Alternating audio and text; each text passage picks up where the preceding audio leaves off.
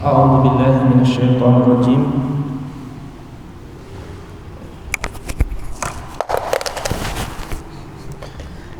أعوذ بالله من الشيطان الرجيم بسم الله الرحمن الرحيم الحمد لله رب العالمين والصلاة والسلام على سيدنا محمد وعلى آله وأصحابه وسلم تسليما كثيرا Hadratal Mukarramin wabil khusus Ustadz Amjad Haidar yang telah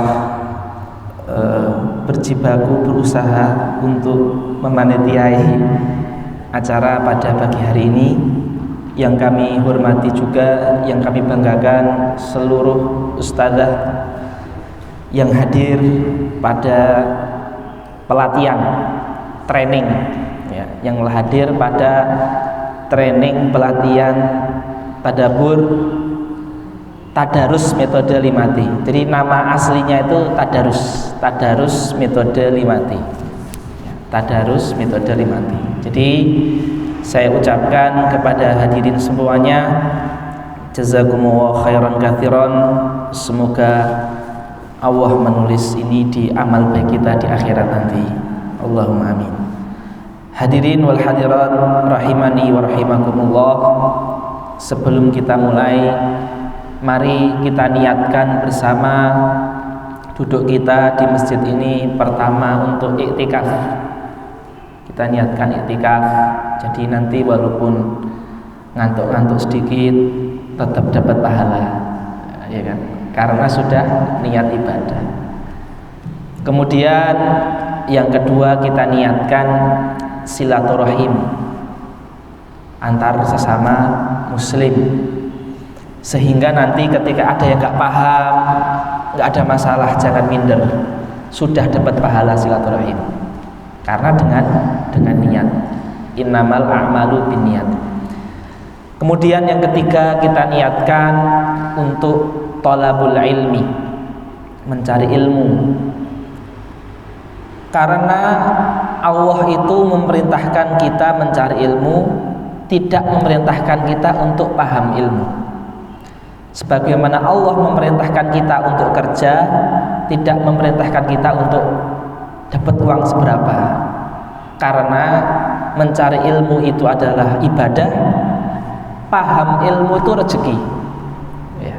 Maka kita niatkan mencari ilmu, kama qala Rasulullah sallallahu alaihi wasallam, man salaka tariqan yaltamisu fihi ilman sahhalallahu lahu bihi tariqan ilal jannah.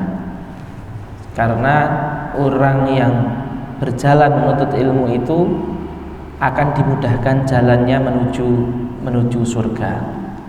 Kurang lebih itu kita hadirkan niat-niat itu sehingga duduk kita dihitung ibadah. Hadirin wal hadirat, ibu-ibu, para ustazah yang kami muliakan, pada pagi hari ini kita akan belajar bersama-sama, yaitu tadabbur metode tadarus 5T. Tadabbur metode tadarus 5T. Pengajian ini ada 2 sesi insyaallah.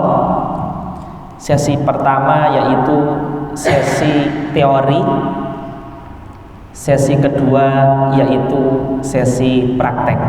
Maka nanti seluruhnya insyaallah saya usahakan kebagian untuk menyampaikan, ya, karena ini memang metode ini metode aktif, ya, metode aktif, bukan metode dari satu pembicara seperti itu.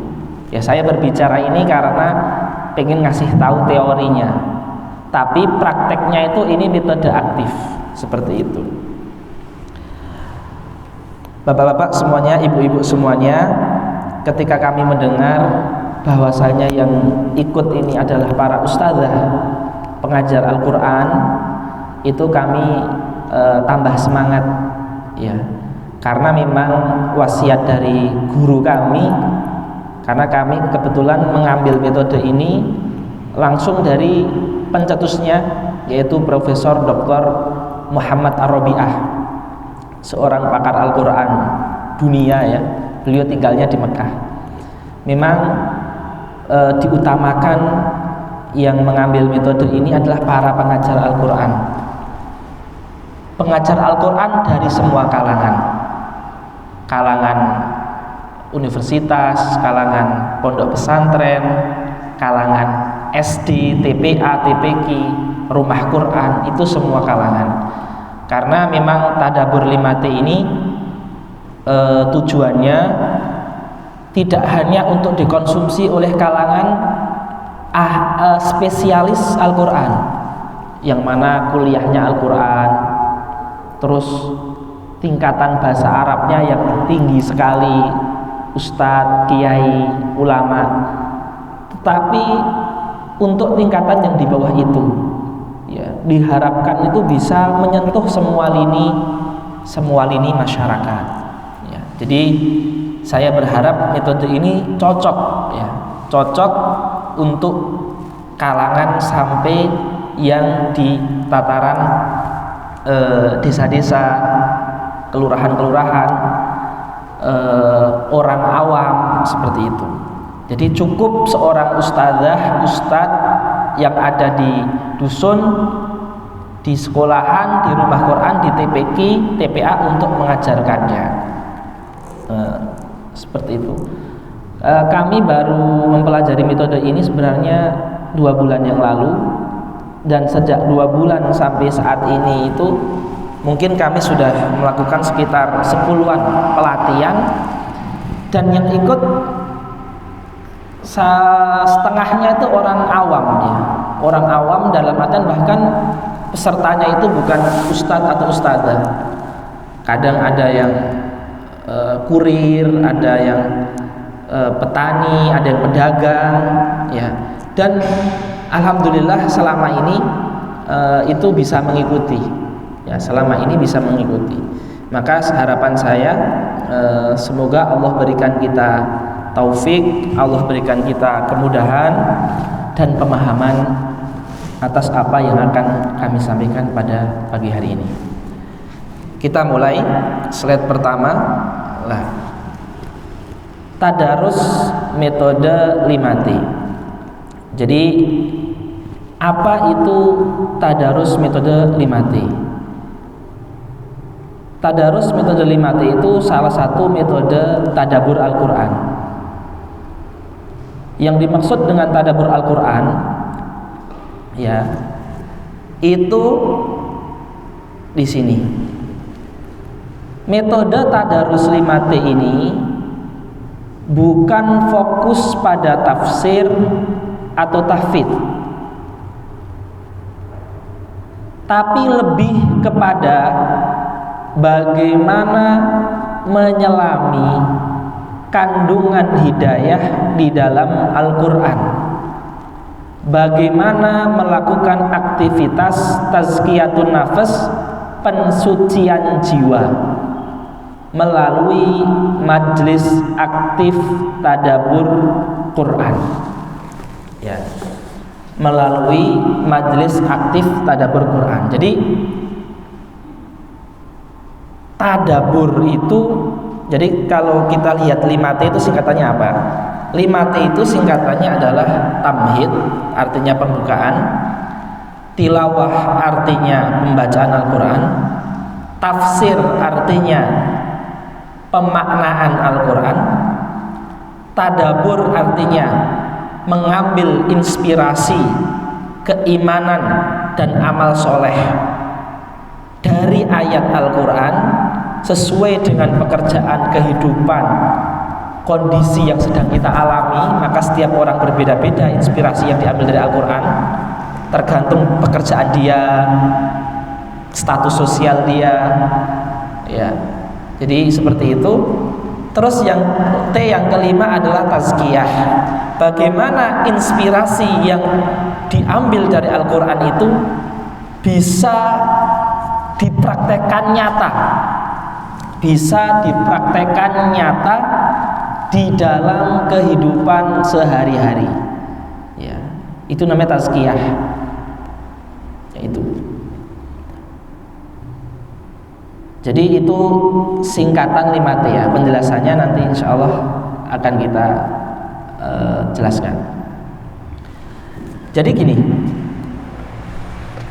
salah satu tujuan metode ini kita di dalam kehidupan ini terkadang gini, bangun tidur, buka HP, tiba-tiba pas buka HP langsung buka status atau buka Reels di Facebook ataupun TikTok ataupun Instagram, terus ada perkataan artis barat tentang kehidupan, hati kita tiba-tiba bagus juga ya, padahal dia mungkin seumur hidupnya tidak pernah mandi haid atau mandi junub itu ya kan, karena artis barat bukan muslim ya kan, atau apa namanya lagi galau-galau ada seorang penyanyi ya dari mana Korea ataupun dari Amerika bikin status, wah iya ya, nah, itu nggak bisa kita pungkiri seperti itu banyak. Itu kenapa? Karena kita tidak tahu isi Al-Quran seperti itu. Lah kita di metode ini itu tujuan kita tuh ingin menjadikan Al-Quran sebagai pijakan kita, motivasi kita dalam menjalani hidup ini. Itu intinya. Ketika kita bahagia, kita ngapain? Pijakannya Al-Quran. Ketika kita sedih, kita ngapain? Pijakannya Al-Quran. Ketika kita terlilit utang, ketika kita bangkrut, ketika kita kelahi, tidak rukun dengan orang, ketika kita ruwet dengan urusan kantor, urusan pekerjaan, urusan perdagangan, jual beli, apa langkah yang harus kita ambil? Itu berangkatnya dari Al-Quran ya. Inspirasi hidup, motivasi hidup ya, pegangan hidup itu dari Al-Quran. Ini salah satu tujuan yang ingin dicapai dari metode ini. Lah inspirasi-inspirasi tersebut ya, itu sebagaimana yang dilakukan para salaf, para sahabat Nabi, bahkan yang Rasulullah lakukan sendiri bersama malaikat Jibril, itu dilakukan dengan namanya tadarus, saling belajar. Tadarus itu artinya saling belajar. Jadi kalau kita orang Indonesia mungkin memahami tadarus hanya dengan makna nomor satu ini, membaca. Nih, membaca ya. Padahal tadarus itu punya 5 makna secara bahasa Arab. Pertama, membaca. Kedua, mengorek-orek untuk sampai inti. Membaca berulang-ulang dengan konsen dan fokus agar bisa hafal. Ketiga, mengorek-orek untuk sampai ke inti. Keempat, proses penghilangan, pensucian dan pembersihan. Kelima, efek suci yang ditimbulkan menjadi bersih dan baik. Jadi 5 arti ini dalam bahasa Arab itu asal katanya dari tadarus. Kita ketika di bulan Ramadan sering melakukan tadarus, dan kita memahami tadarus itu artinya adalah membaca saja. Padahal tadarus itu bisa dimaknai membaca, bisa dimaknai menafsirkan, bisa dimaknai memperdalam isi Al-Quran, yaitu mentadaburi. Tadarus juga bisa diartikan menghapus kotoran yang ada di hati kita, dari yang buruk diisi dengan yang baik. Itu juga dalam bahasa Arab dinamakan tadarus. Dan ini saya sebutkan sumber-sumber semua. Kamus Tajul Arus, Kamus Lisanul Arab, Tafsir Tahrir Tanwir. Nah, ini tadarus itu memiliki dimensi makna yang luas. Ya, jadi tadarus ini dalam bahasa Arab, kata tadarus itu kalau kita terjemahkan mencakup tilawah, mencakup tafsir, mencakup tadabur, mencakup tazkiyah. Makanya yang dipilih adalah metode tadabbur tadarus limati. Karena kata tadarus itu mencakup makna yang banyak. Lah, kemudian kenapa kok yang kita pilih itu tadarus? Lah ini, kenapa nggak membaca sendiri? Karena kalau membaca sendiri itu namanya qiraah. Tapi kalau saling membaca, saling sharing, berbagi, itu namanya tadarus. Jadi kalau ada kata tadarus itu minimal 2 orang. Ya.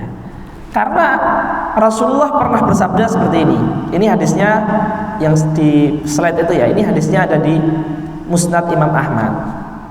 Ma min qaumin yajtami'una fi baitin min buyutillahi azza wa jalla. Tidaklah suatu kaum, suatu kelompok orang berkumpul di masjid, yaqra'una kitaballah, membaca, yata'allamuna, belajar, wa yatadarasunahu bainahum, dan saling bertadarus di antara mereka, illa, kecuali akan dihafadhumul malaikah, dikelilingi malaikat, ghasyiyatuhumur rahmah, diturunkan ketenangan, wa dzakarahumullahu fi man indah, Allah akan puji orang-orang yang belajar di masjid tadi seperti kita ini, Allahumma amin, di kalangan malaikat di langit sana. Jadi Rasulullah menyebutkan 3 cara mempelajari Al-Quran dalam hadis ini. Cara pertama, yaqra'un, sekedar membaca, tilawah, mempelajari Al-Quran dengan sekedar membaca. Ya kalau sekedar membaca, artinya kalau yang punya bahasa Arab ya mungkin dia bisa memahami artinya, yang pernah belajar terjemah mungkin dia tahu artinya, tapi yang belum pernah belajar bahasa Arab ataupun belum pernah belajar terjemah, dia tidak tahu artinya. Tapi tidak apa-apa, itu bagus, itu ibadah dan itu baik. Tingkatan yang kedua adalah yata'allamun. Ini belajar, tidak hanya membaca. Dia kalau nggak paham artinya buka kamus, tanya guru, buka tafsir. Ini yata'allam, tapi sendiri. Yang ketiga, yatadarasunahu bainahum, membaca dan saling belajar. Ada 2 orang lebih. Nah, ini ada 2 orang lebih. Jadi artinya tingkatan yang tertinggi dalam mempelajari Al-Quran itu adalah tingkatan aktif, saling belajar. Ketika kita baca sendiri, kita akan dapat inspirasi juga. Apalagi kalau dia sudah banyak belajar Al-Quran. Kalau kita belajar sendiri lebih dari sekedar membaca, insya Allah juga akan dapat ilmu yang banyak dari Al-Quran. Tapi ketika kita belajar bareng, insya Allah kita akan dapat ilmu lebih banyak. Bahkan akan dapat inspirasi yang mungkin tidak terpikirkan dari salah seorang orang yang sedang melakukan proses tadarus Al-Quran. Seperti itu. Baik. Jadi kenapa kok kita memilih tadarus? Jadi tadarus metode 5T ini harus difahami, ini adalah metode active learning. Belajarnya itu aktif. Ustadz tidak menjadi pembicara tunggal. Ustadz ataupun ustazah memimpin majelis, tapi dalam prosesnya nanti aktif. Yang dituntut adalah aktif. Seperti itu. Kami kemarin ketika pelatihan metode ini dengan para pencetusnya di Mekah itu ada 20 orang, masing-masing disuruh mempraktekkan ke depan satu persatu dan dikoreksi. Ada salah satu dari kami yang dari awal sampai akhir dia melakukan ceramah, isinya bagus dan materinya juga bagus, daging semua isinya, tapi karena tidak melibatkan peserta, tidak aktif, secara metode kurang tepat. Ya, jadi ini metodenya adalah metode aktif.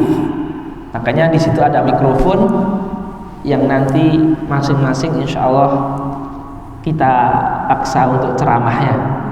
Seperti itu.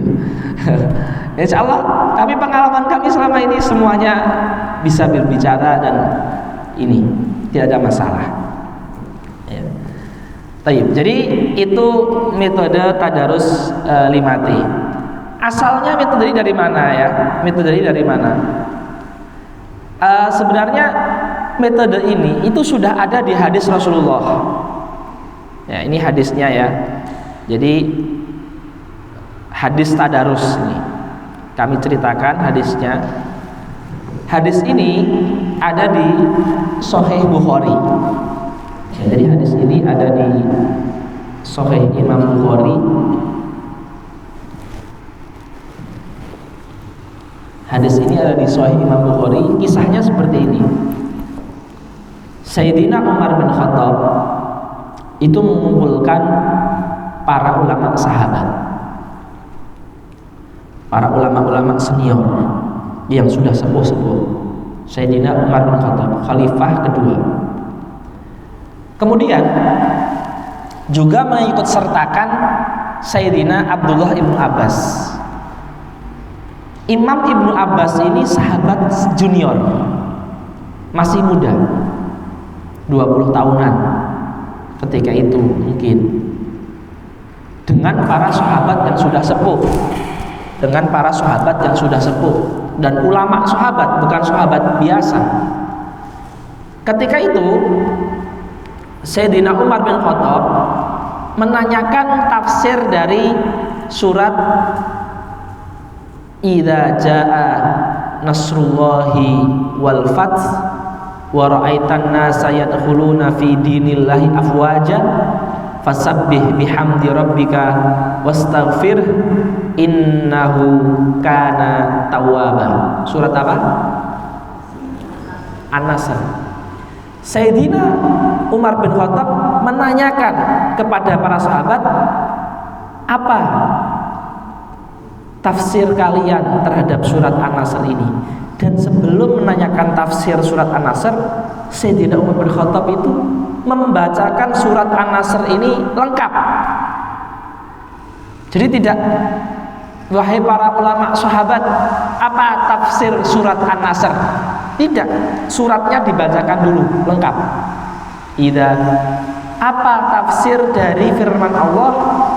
Idza jaa nasrullahi wal fath wa ra'aitan nas. Jadi surat yang ingin beliau tanyakan itu dibaca lengkap di awal, tidak disingkat-singkat atau bahkan cuma disebutkan nama suratnya saja.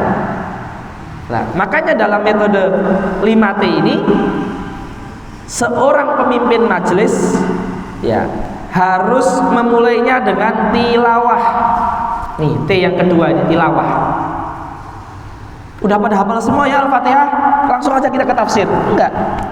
Majelis harus dibuka dengan pembacaan ayat Al-Quran dengan khusyuk, dengan seksama ya, sebelum memasuki selanjutnya, seperti itu ya. Kita lanjutkan di hadis ini ya. Selanjutnya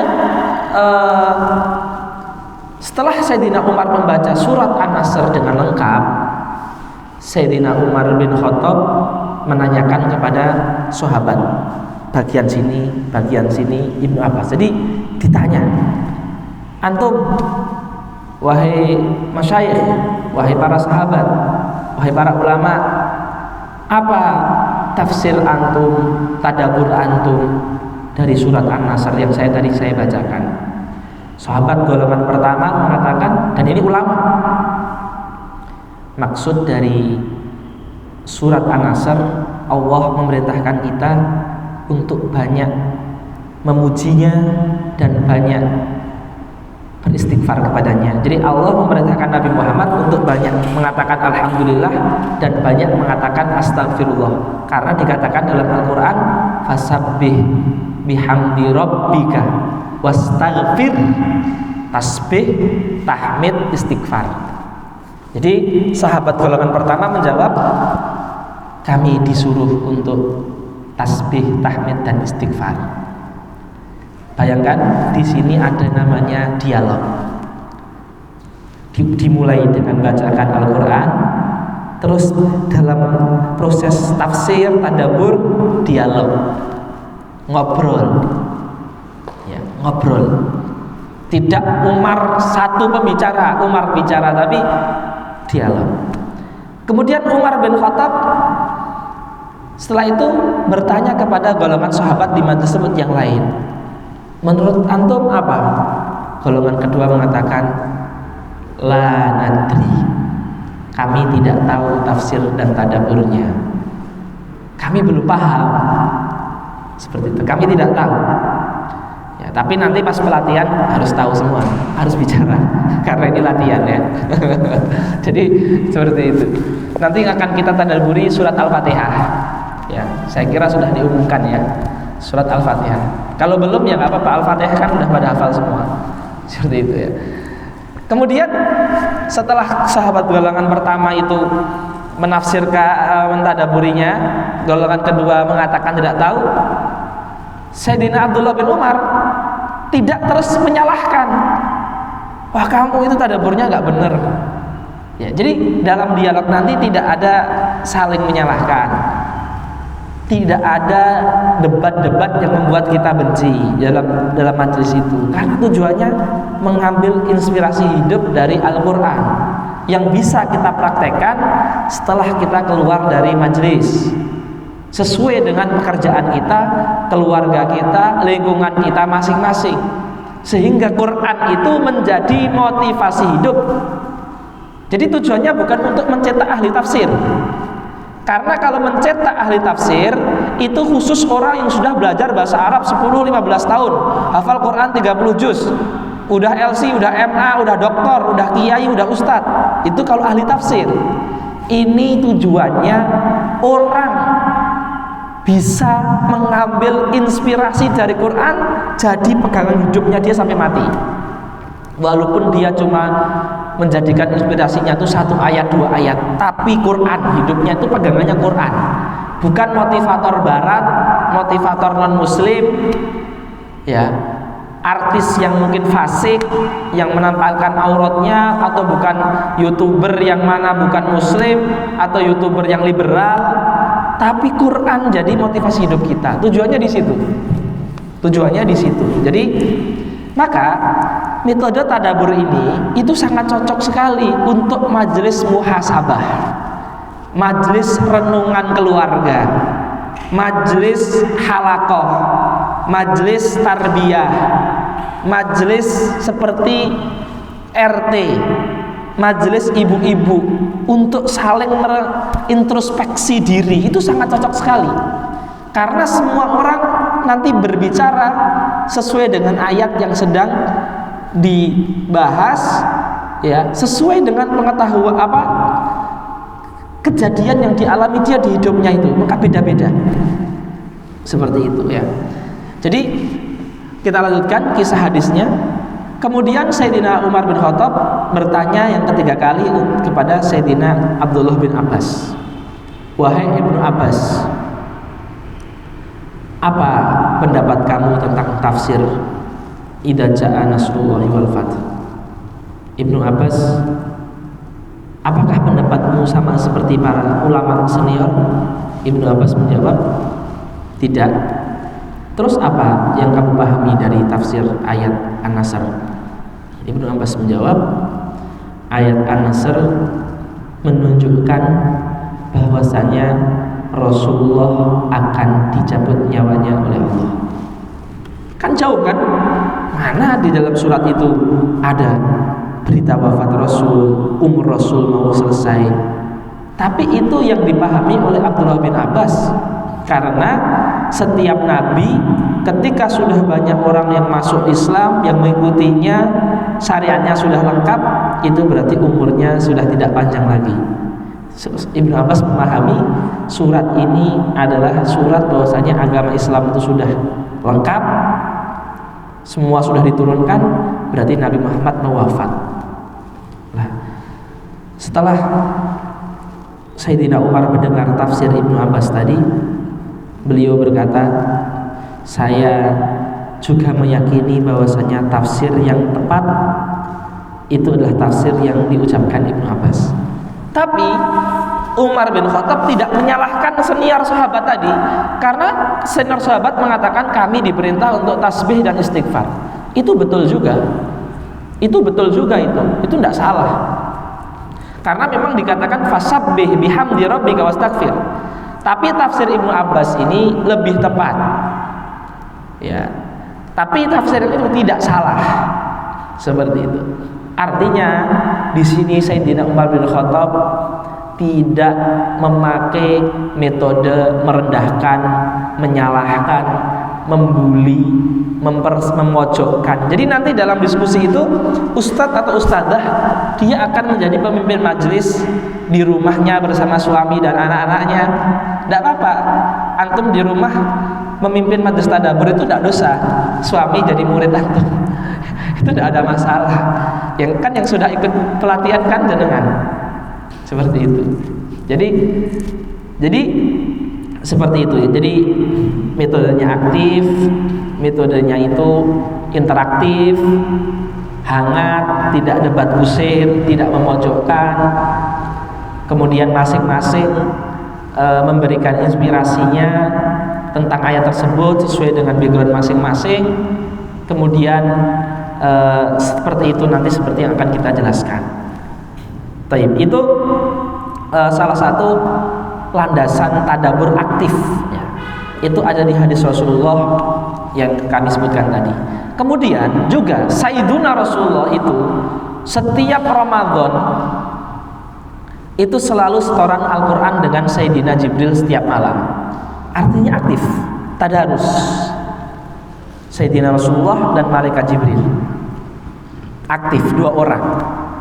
Artinya ketika kita mempelajari Al-Quran 2 orang lebih dengan metode diskusi, dialog, saling memberikan inspirasinya. Ingat, inspirasi yang kita maksud adalah inspirasi keimanan dan inspirasi yang membangkitkan kita untuk amal soleh.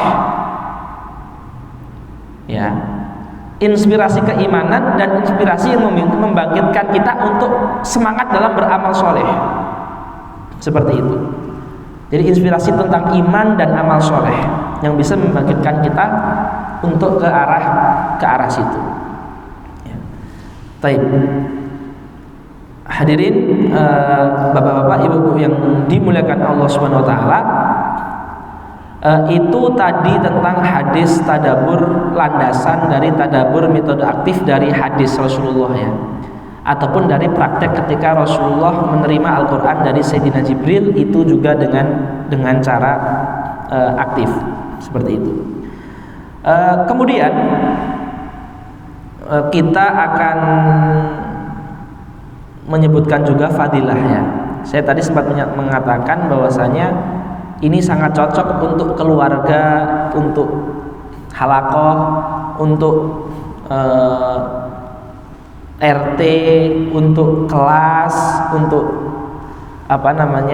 anggota OSIS ataupun anggota-anggota terbatas sejenis yasinan ataupun arisan, introspeksi, itu cocok sekali. Ini saya bacakan ya. Seorang ulama Aljazair ya, ini saya terjemahkan aja karena bahasa Arab. Seorang ulama Aljazair namanya Dr. Farid Al-Ansori mengatakan, walaisa katadarusil Quran, tidak ada obat yang lebih bermanfaat dan lebih mujarab untuk memperbaiki hubungan suami istri, untuk memperbaiki pendidikan anak, untuk memperbaiki pendidikan pemuda, kata darusil Quran wa tilawatihi, seperti tadarus Quran, saling mengambil inspirasi dari Al-Quran dan saling membaca Al-Quran bareng-bareng. Itu obat untuk hubungan suami istri, obat untuk mendidik anak kecil, obat untuk mendidik anak muda.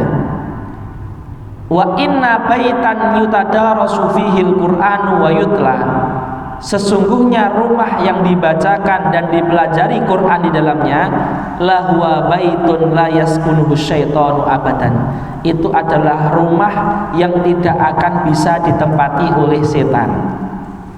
Ya, ini tadarus itu faedahnya besar sekali ya untuk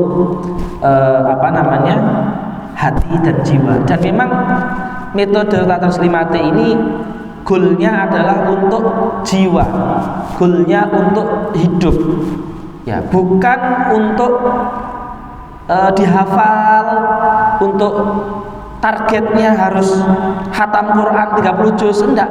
Walaupun cuma seumur hidup seminggu sekali, sampai setahun hanya mungkin bisa bahas Al-Fatihah sampai Anas saja, 2 surat saja, karena ngobrolnya lama ya, enggak ada masalah. Yang penting bisa jadi pegangan hidup, yang didiskusikan itu bisa jadi pegangan hidup, menambah iman dan menambah semangat beramal soleh, menambah semangat taubat, menambah takut kepada Allah. Tujuannya di situ. Ya. Maka tidak tepat juga ya kalau ini dijadikan kurikulum sekolah, karena kurikulum sekolah itu anak itu sudah terbentuk untuk belajar untuk ujian. Jadi motivasinya tuh sudah bukan diamalkan lagi tuh, orientasinya tuh udah beda gitu loh. Kalau dijadikan kurikulum sekolah tuh nanti kesannya dikejar target, kesannya harus dihafal, tujuannya tuh nilai, diujikan, itu menakutkan. Sementara ini tuh pengen jadi motivasi hidup ya, seperti itu. Jadi maka kalau majelis itu mungkin cuma 5 orang terus di pojokan gitu ya, itu lebih khidmat sebenarnya, lebih khusyuk. Nah seperti itu. Jadi ini tujuan dari majelis Al-Quran. Sekarang saya akan mulai ke teknis pelaksanaan majelis ini seperti apa ya, karena majelis ini insya Allah mudah sekali ya. Taib. Sebelum ke teknis, maaf ya, kurikulum yang disampaikan guru kami ya dalam tadarus ini itu cukup kita mendakwahkan surat Al-Fatihah sampai Wadduha, surat pendek yang jadi kurikulum. Kenapa kok Al-Fatihah sampai Wadduha? Al-Fatihah sampai Wadduha itu dinamakan dengan surat Mufassal. Surat Mufassal itu turunnya semuanya di Mekah. Pas kita di Mekah atau pas sahabat itu di Mekah, fokus ayat Quran itu membahas tentang pokok-pokok keimanan, pokok-pokok ketuhanan, iman kepada Allah, takut kepada Allah, iman kepada hari kiamat, tidak membahas detail-detail fikih. Karena yang berhak membahas detail-detail fikih itu hanya ulama. Maka kalau setiap orang itu membahas fikih nanti bisa sesat. Maka majelis tadabbur ini itu bukan fikih, tapi cukup kita mentadaburi, mendialogkan surat-surat pendek yang mana dimulai dengan Al-Fatihah, kemudian An-Nas, Al-Falaq sampai Wadduha, atau Wadduha sampai An-Nas, pelan-pelan ayat demi ayat. Karena ayat-ayat di surat ini itu bahasanya tentang keimanan, tentang hari akhir, iman kepada Allah, tidak membahas tentang fikih secara detail. Dan juga kebanyakan orang sudah menghafalkan surat ini, minimal pernah membaca terjemahannya misalkan, atau pernah mengikuti pengajiannya dari ustadz atau dari YouTube atau dari pengajian, karena surat-surat yang sering didengar ya. Dan isinya itu intinya adalah tentang takut kepada Allah, yakin kepada kebangkitan, hidup untuk ibadah. Nah, jadi tadabbur ini nanti berkenaan dengan apa yang bisa menambah akidah saya dalam menghadapi sulitnya hidup, apa yang bisa menambah keyakinan saya ketika mendapatkan musibah, apa yang bisa menambah khauf, takut saya kepada Allah sehingga saya tidak bermaksiat lebih dari dari sebelumnya, seperti itu. Jadi yang jadikan materi ajar nanti cukup Al-Fatihah sampai Wadduha, selesai diulangi lagi, seperti itu. Tidak usah dihatamkan Al-Quran, nggak ada masalah, karena tujuannya ingat, menjadikan Al-Quran motivasi hidup.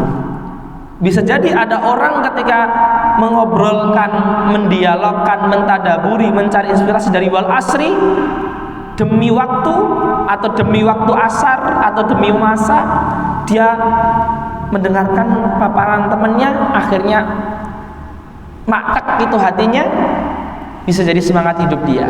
Bisa jadi pas membahas Al-Fatihah jadi semangat hidup dia, dan seterusnya seperti itu. Ya, jadi itu yang kita ajarkan Fatihah sampai Wadduha saja, itu sudah cukup, pelan-pelan ya. Dan ya itu selanjutnya aja di teknis. Sekarang kita masuk ke teknis pelaksanaan. Ya, ini 5T itu bagaimana melaksanakannya. Ya, ini kita coba. Bismillah. Baik. Nah, sekarang kalau kita ingin melaksanakan majelis tadarus 5T ini, bagaimana melaksanakannya? Jadi pertama, kita memulai dengan tamhid. Nah, jadi ini kita sebagai pemimpin majelis, ustadzah sebagai pemimpin majelis, ya. Dan pemimpin majelis itu harus menyesuaikan dengan pendengarnya. Kalau pendengarnya anak-anak, ketika membahas demi waktu, anak-anak waktu sholat ada berapa? 5. Itu tafsirnya gitu aja. Ya, kalau yang datang itu saya ustadz, yang datang juga ustadz semua dari pondok misalkan, pada pintar bahasa Arab, maka saya harus menafsirkan demi waktu dengan yang disebutkan di tafsir kitab-kitab yang tinggi misalkan. Ya. Kalau yang datang misalkan masyarakat umum demi waktu, oh berarti Gusti Allah itu memperhatikan waktu. Kita nggak boleh main-main dengan waktu. Ya, jadi kita sebagai pemimpin majelis, informasi yang kita sampaikan itu sesuai dengan tingkatan mereka, jangan terlalu tinggi. Kalau yang hadir itu anak-anak SMP, anak-anak SMA, anak-anak SD, disesuaikan materinya sesimpel mungkin. Ya, yang penting berkenaan dengan inspirasi keimanan dan amal soleh. Ya, keimanan dan amal soleh dari salah satu ayat dari Al-Fatihah sampai Wadduha tadi. Jadi tamhid. Jadi majelis itu kita buka dengan tamhid. Tamhid itu apa? Seorang ustadz atau ustadzah, pemimpin majelis, mengenalkan dengan menarik sesuai kapasitas pendengar tentang surat atau ayat yang akan disampaikan. Tentang ayat yang akan disampaikan kepada halakohnya, pendengarnya. Ya, contoh ya, saya ingin mentadaburi surat Wal Asri. Bismillahirrahmanirrahim. Teman-temanku sekalian yang dimuliakan Allah, Imam Syafi'i itu imam yang terkenal, tahu semua ya Imam Syafi'i ya. Imam Syafi'i itu pernah ngendika, ada satu surat di dalam Al-Quran, seandainya hanya surat itu yang turun untuk umat manusia, sungguh itu sudah cukup. Itu Imam Syafi'i pernah bilang seperti itu. Padahal suratnya itu pendek loh, tapi kata Imam Syafi'i, surat itu cukup untuk bekal hidup seseorang di dalam menghadapi dunia ini. Itu adalah surat Wal Asri, surat Al-Asr. Nah, itu namanya tamhid. Seorang ustadz atau ustadzah melakukan pembukaan yang menarik dan informatif tentang surat atau ayat yang akan ditadaburi. Contoh kalau kita mau mentadaburi Al-Fatihah, ada surat setiap muslim minimal sehari wajib membacanya 17 kali. Kalau nggak baca itu ibadahnya tidak sah, sholatnya tidak sah. Adik-adik, misalkan kita di SMP atau SD, ada surat itu kalau kita tidak baca, sholat kita tidak sah. Bahkan sehari Allah mewajibkan kita untuk membaca surat tersebut 17 kali. Berarti surat ini tuh nggak main-main. Kalau main-main tidak penting, nggak mungkin Allah mewajibkan 17 kali. Tapi 17 kali mewajibkannya, nggak cuma sekali. Dan itu pun kalau nggak dilakukan nggak sekedar dosa, tapi sholatnya harus diulangi. Itu adalah surat Al-Fatihah. Ini namanya tamhid. Jadi ketika membuka majelis, para ustadzah sekalian membuka majelis itu dengan informasi tentang surat. Contoh lagi gini, ada surat namanya Ummul Kitab, ada surat namanya Ummul Furqan, ada kitab namanya Sab'ul Mathani, ada surat namanya surat penyembuh, ada surat namanya surat pelindung. Itu nama-nama itu cuma untuk satu surat. Surat apa coba? Surat Al-Fatihah. Nah, jadi itu namanya pembukaan yang menarik dan informatif. Jadi Bapak Ibu sekalian, membuka majelis tadarus itu dengan informasi yang menarik.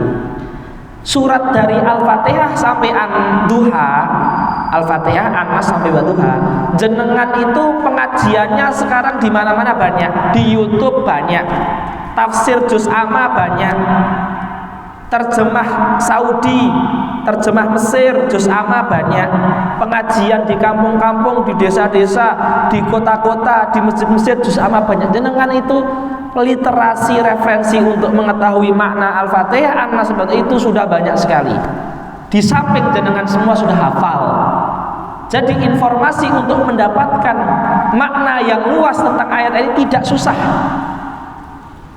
Hanya saja jenengan nanti bagaimana menghidupkan surat-surat ini di santri-santri jenengan, di santri-santri kita, di keluarga kita, di orang terdekat kita, di kumpul keluarga kita, sehingga hidayah Al-Quran, hidayah kalamullah ini bisa meresap di hati kita dan orang terdekat kita.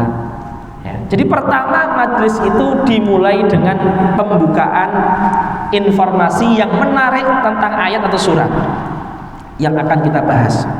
Contoh kalau saya mau mentadaburi surat Al-Falaq dan An-Nas, Nabi Muhammad Sallallahu Alaihi Wasallam, manusia yang maksum, yang dijaga Allah, tapi Yahudi laknatullah pernah salah satu dari mereka menyihir Nabi. Dan ketika Nabi disihir itu, Allah menurunkan surat pendek, dan itu cuma 2 surat, dan surat itu kalau dibaca sihir akan rontok. Itu adalah surat Qul a'udzu birabbil falaq dan Qul a'udzu birabbin nas. Maka kita akan membahas 2 surat ini. Jadi itu namanya pembukaan yang menarik dan informatif. Bisa dipahami ya? Ini T yang pertama. Mafhum Ustaz Amjad ya? Nanti Ustaz Amjad harus buka ini majelis tadabbur, karena beliau ini hafidhul Quran dari Pondok Iskarima Tawangmangu ya. Maka wajib menyebarkan Al-Quran. Tayyib.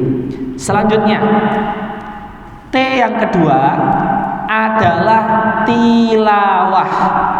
Setelah ustadz atau ustadzah pemimpin majelis itu membuka tamhid majelis itu dengan pengenalan singkat tentang ayat atau surat yang akan dibahas, maka dilanjutkan dengan yang namanya tilawah. Tilawah. Maksudnya tilawah itu apa? Misalkan kita akan membaca surat Wal Asri, maka saya sebagai pemimpin majelis, sebagai ustadz atau sebagai ustadzah, sebelum kita memasuki lebih lanjut tadarus kita mulai dengan membaca ayat Quran dengan khusyuk masing-masing agar menyimak dengan seksama. A'udzu billahi minasy syaithanir rajim. Kemudian membaca surat sampai selesai. Bismillahirrahmanirrahim. Saya baca. Atau saya minta salah seorang dari hadirin, Ustazah, misalkan Ustazah Fatimah, ada kan namanya Fatimah? Enggak ada kan?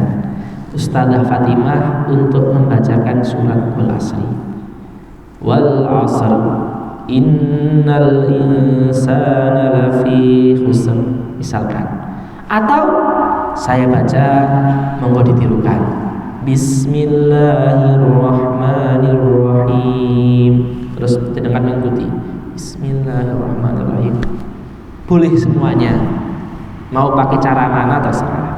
Atau jenengan ayat 1, jenengan ayat 2, ayat 3 boleh. Yang jelas dimulai dengan membacakan surat atau ayat yang ingin ditadaburi di majelis tersebut. Kemudian yang ketiga, tafsir. T yang ketiga adalah tafsir. Nah, ini penting.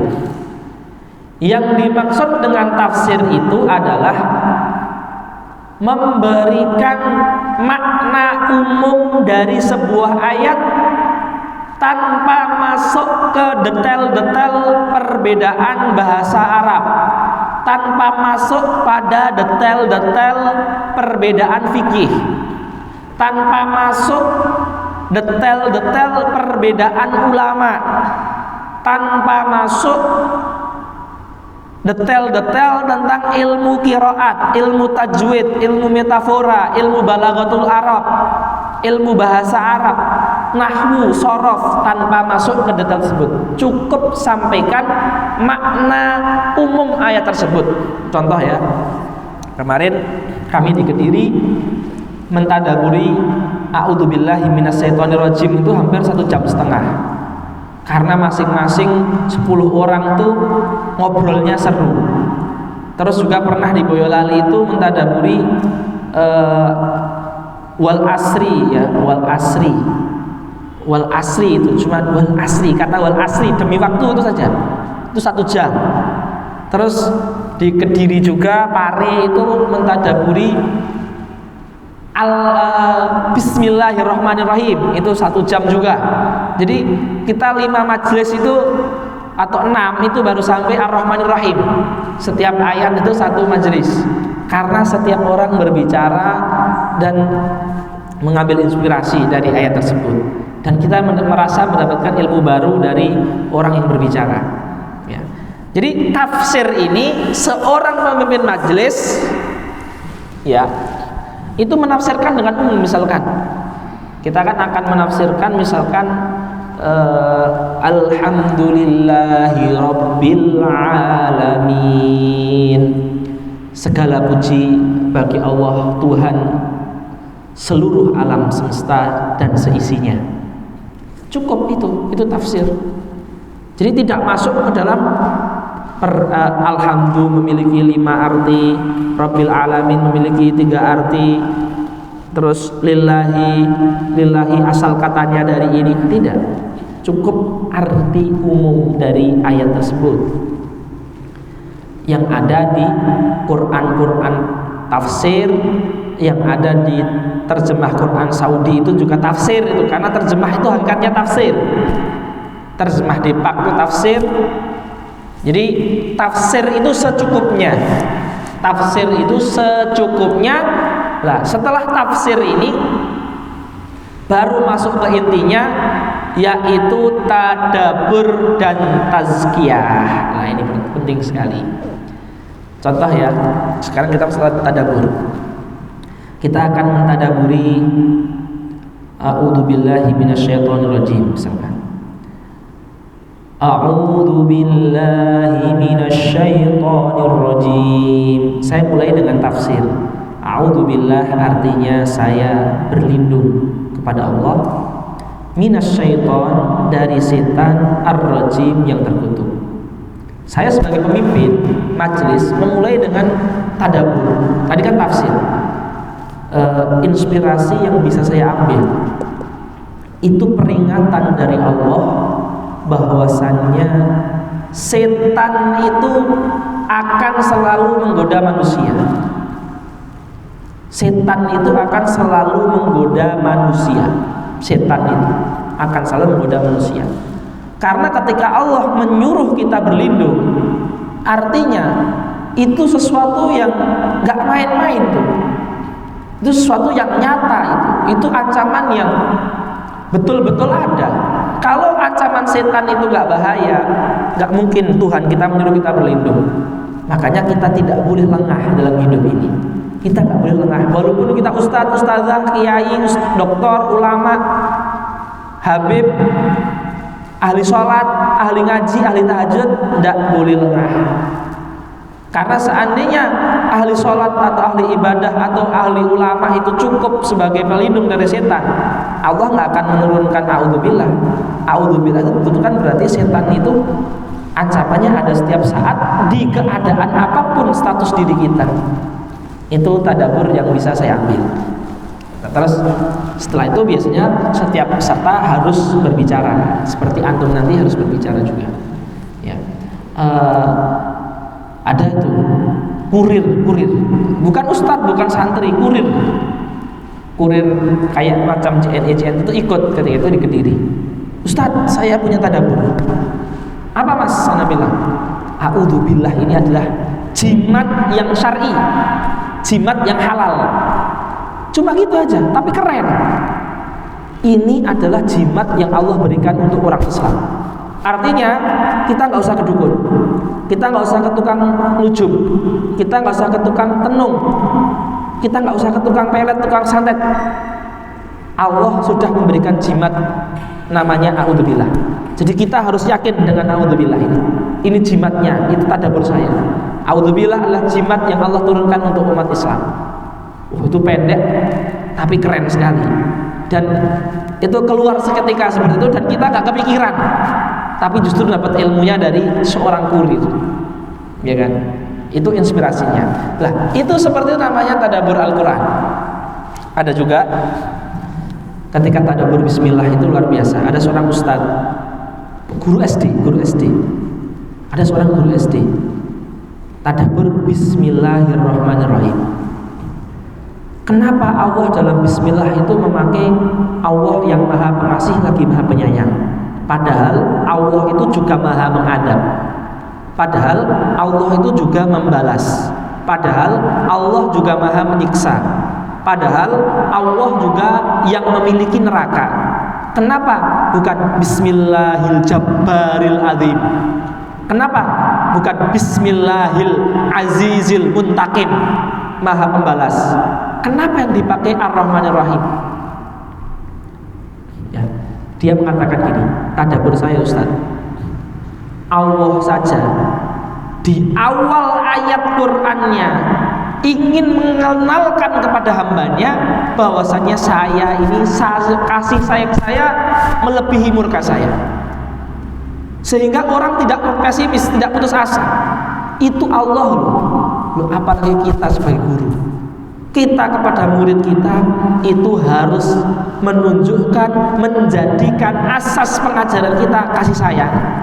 Bukan marah, bukan menghukum, bukan memukul, bukan merengut, bukan teriak-teriak, tapi asas kita kepada murid kita itu harus kasih sayang. Itu Allah saja mengenalkan ke hambanya dengan Ar-Rahmanir Rahim duluan. Masa kita kepada santri kita yang harus dilihat adalah sangar kita? Nah, itu kita gak kepikiran. Ya.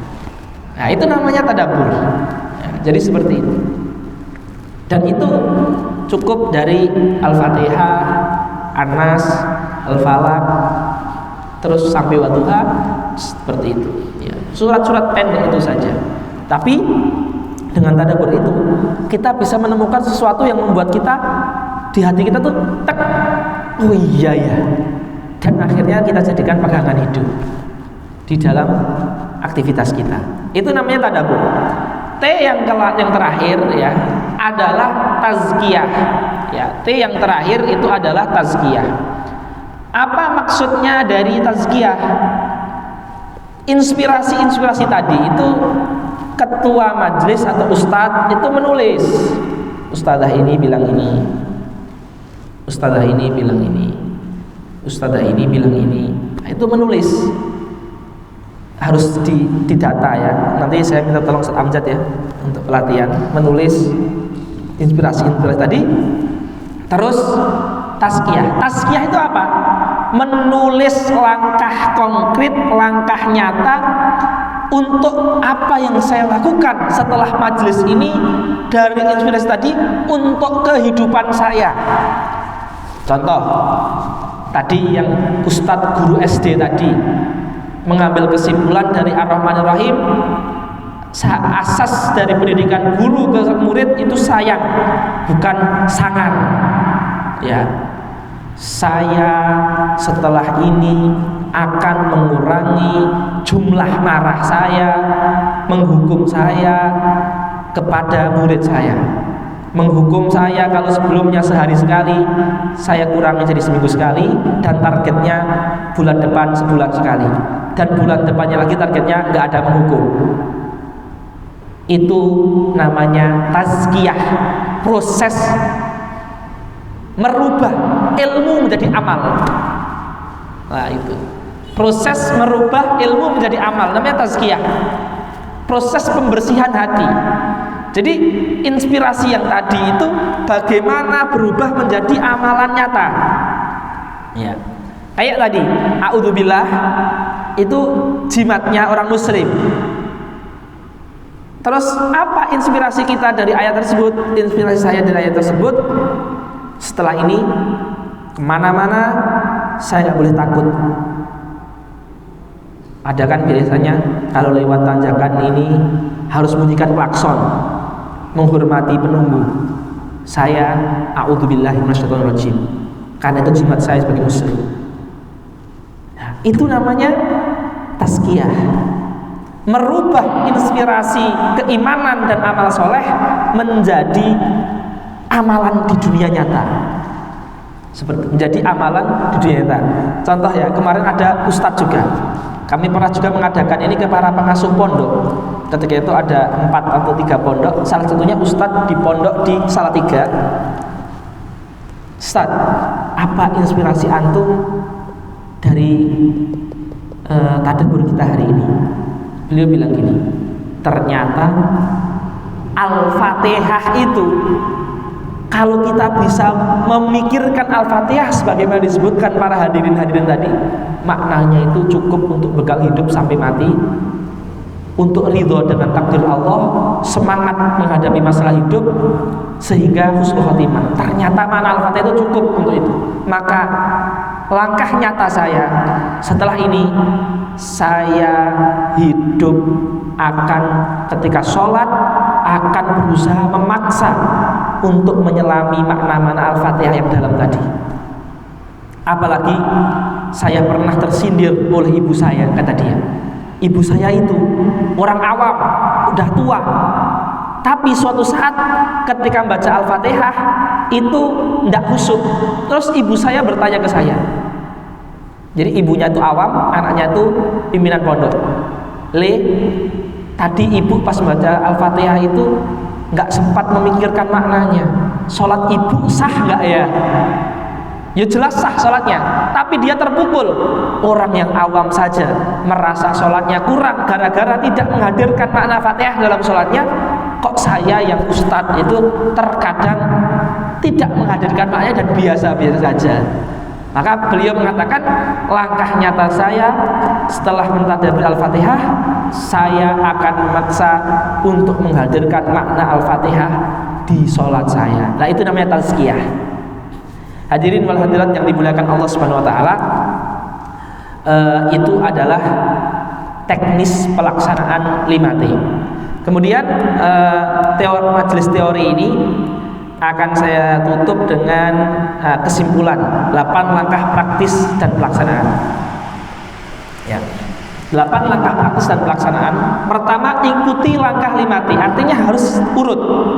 Pembukaan, pembacaan ayat Quran, tafsir ringkas dan singkat, tadabbur aktif, tazkiyahnya juga aktif, ngobrol. Lakukan seminggu sekali, 2 kali, atau minimal sebulan sekali. Jadi kalau mau efektif itu kita harus punya majelis tadabbur, walaupun cuma keluarga, nggak masalah. Jangan pernah merasa harus besar, karena ini intinya kita dapat inspirasi Quran untuk hidup kita. Kalaupun kita cuma punya 2 orang, 1 teman akrab, sepakat seminggu sekali, sudah mantap. Apalagi bisa sepakat seminggu sekali majelis TPQ, guru-guru TPQ sepakat, ini cocok sekali. Untuk apa? Untuk muhasabah, untuk introspeksi, mengingatkan akhirat, mengingat mati, taubat dari dosa. Ini cocok sekali. Jadi majelis ini untuk seperti itu cocok. Maka kalau ustadzah-ustadzah di TPQ ya, itu punya kader-kader, ini majelis ini cocok untuk penguatan jiwa, biar tidak terpengaruh dengan kefasikan, gaya barat, pemikiran sesat, model-model yang haram, ya, gaya-gaya baru yang merusak akhlak. Itu sangat cocok sekali. Ya, mendidik dengan Quran. Ya, seperti itu. Sangat cocok sekali ini untuk seperti itu ya. Jadi jangan pernah harus banyak. Justru kalau sedikit itu malah lebih banyak ilmunya itu sebenarnya. Karena majelis ini itu modelnya hati ke hati, seperti curhat, seperti itu. Tapi curhatnya dengan Quran kan keren ya. Curhatnya dimulai dengan baca Quran, dimulai dengan tafsir singkat, dilanjutkan dengan saling berbagi inspirasi hidup dari ayat tadi. Jadi benar-benar majelis yang khusyuk gitu. Dilakukan minimal 2 orang, karena keaktifan adalah syarat majelis ini. Yang keempat, mulailah dengan Fatihah, Duha sampai Anas. Targetkanlah khatam dalam 1 tahun. Jadi kalau bisa khatam 1 tahun sampai Wadduha saja itu sudah bagus sekali. Kalaupun enggak apa-apa. Sekali lagi tujuannya bukan khatam, ini tujuannya bisa mengamalkan Quran. Target majelis menemukan insight, inspirasi, refleksi, iman dan amal yang langsung bisa diterapkan dalam keseharian, dan itu didapatkan dengan cara dialog diskusi. Adanya pemimpin majelis atau ustadz atau ustadzah. Harus ada. Kalau semuanya itu awam 0 ya nggak mungkin. Tetap harus ada ustadzahnya, ustadznya. Walaupun kita tidak mensyaratkan harus alim sekali, alimah sekali, kiai, nyai, ustadz, ustadzah kibar, besar, terkenal, alim dari Timur Tengah, tidak harus. Tapi minimal dia memahami secara umum Al-Fatihah, Anas sampai Wadduha. Seperti itu. Terus G, sebelum terakhir, hindari debat kusir dalam majelis, debat pilpres ya. Karena nanti nggak jadi khusyuk itu. Jadinya mau nyari hidayah kan malah kelahi nanti ya. Hindari perbedaan yang menimbulkan kebencian, karena kita itu ingin mencucikan hati di majelis itu agar menemukan inspirasi hidup yang bisa diamalkan setelah itu. Setelah majelis kalau mau debat tidak apa-apa, tapi di majelis jangan. Seperti itu. Terakhir, jangan gengsi atau takut tidak tahu sehingga tidak bertanya sesuai majelis. Kalau di majelis itu ada hal yang nggak tahu, catat, tanyakan ke ustadz, buka buku, tanyakan ke syekh, lihat di YouTube. Karena Al-Fatihah sampai Ad-Duha ini tidak tafsir yang tidak sulit ditemukan, mudah banget. Maka bisa dicari di YouTube, tanya ustadz, tanya dosen, tanya dokter, tanya kiai, tanya yang lain, tanya teman yang lain, buka buku di rumah boleh. Ya, karena ini diaksesnya mudah, seperti itu. Jadi itu 8 langkah praktis pelaksanaan. Hadirin yang dimuliakan Allah, kita istirahat 10 menit. Setelah 10 menit ini kita praktek ya, masing-masing. Nanti pas praktek yang akan kita tadaburi yaitu surat Al-Fatihah ayat keempat Malik Yaumiddin sampai ayat ke terakhir. Ya, maka selama 10 menit istirahat masing-masing silahkan mengumpulkan inspirasi setiap ayat minimal satu orang satu. Malik Yaumiddin, apa inspirasinya? Iya karena butuh apa gitu ya. 10 menit itu mudah saya kira. Ya. Silakan istirahat 10 menit. Yang mau kamar mandi mau ini kita lanjutkan insya Allah setelah istirahat praktek. Terima kasih banyak. Wassalamualaikum warahmatullahi wabarakatuh. Pertanyaan nanti setelah praktek insya Allah silahkan kami buka insya Allah.